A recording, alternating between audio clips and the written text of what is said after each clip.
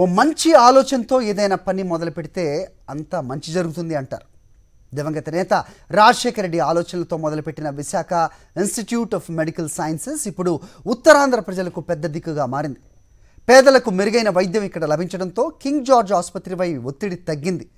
తాజాగా నాడు నేడు ద్వారా ఈ ఆసుపత్రిని మరింత అభివృద్ధి చేయాలని సీఎం వైఎస్ జగన్మోహన్ రెడ్డి నిర్వహించడం పట్ల అన్ని వర్గాలు హర్షం వ్యక్తం చేస్తున్నాయి. ఉమ్మడి ఆంధ్రప్రదేశ్ ముఖ్యమంత్రిగా ఉన్న సమయంలో వైఎస్ రాజశేఖర రెడ్డి ఉత్తరాంధ్రలో మెరుగైన వైద్యం అందించాలని Visakha institute of medical sciences నిర్మాణానికి అంకురార్పణ చేశారు. దాదాపు 500 కోట్లతో 100 ఎకరాల్లో ఈ ఆసుపత్రిని విస్తరించడానికి ప్రణాళికలు రూపొందించారు. హాస్పిటల్కు అవసరమైన పరికరాల కొనుగోలు విషయంపై అంచనాలేస్తున్న దశలో ప్రభుత్వం మారింది. ఆపై అధికారంలోకి వచ్చిన టీడీపీ ఆసుపత్రి అభివృద్ధిపై పూర్తిగా నిర్లక్ష్యం వహించింది. ఒక దశలో భవనం మినహా మిగిలిన భూమిని ఇతర అవసరాలకు అమ్మేయాలన్న ప్రతిపాదనలు టీడీపీ ప్రభుత్వం చేసింది. దీంతో ప్రజల నుంచి పెద్ద ఎత్తున నిరసనలు కూడా వ్యక్తమయ్యాయి.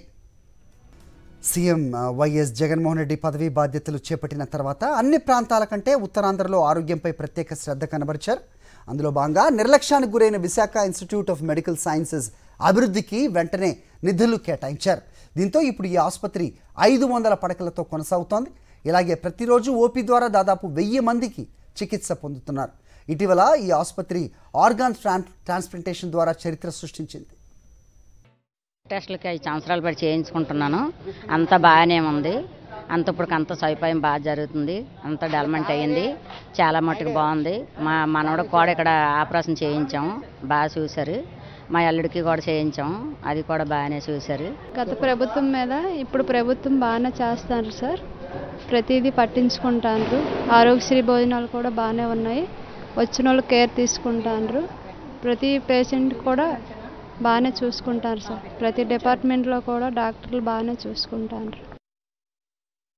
న్యూరో సర్జరీలో దాదాపుగా రాష్ట్రంలో జరిగేటటువంటి చాలా పెద్ద సర్జరీస్ ఏవైతే ఉన్నాయో అవన్నీ కూడా మనకి విమ్స్ లోపల ఉచితంగా ఆరోగ్యశ్రీ యందు అత్యంత ఖరీదైనటువంటి సర్జరీస్ కూడా ఉచితంగా చేస్తున్నాము.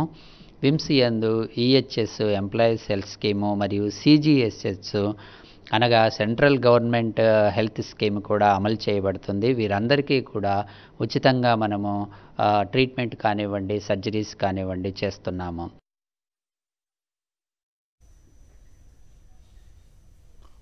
ఇక ఇటీవల కేబినెట్ సమావేశంలో ఈ విశాఖ ఇన్స్టిట్యూట్ ఆఫ్ మెడికల్ సైన్సెస్ను వైద్య కళాశాలగా అభివృద్ధి చేయాలని సీఎం వైఎస్ జగన్మోహన్ రెడ్డి ప్రతిపాదించారు. ఈ ప్రభుత్వం వచ్చిన తర్వాత న్యూరో సర్జరీ వార్డులు ఏర్పాటు చేశారు.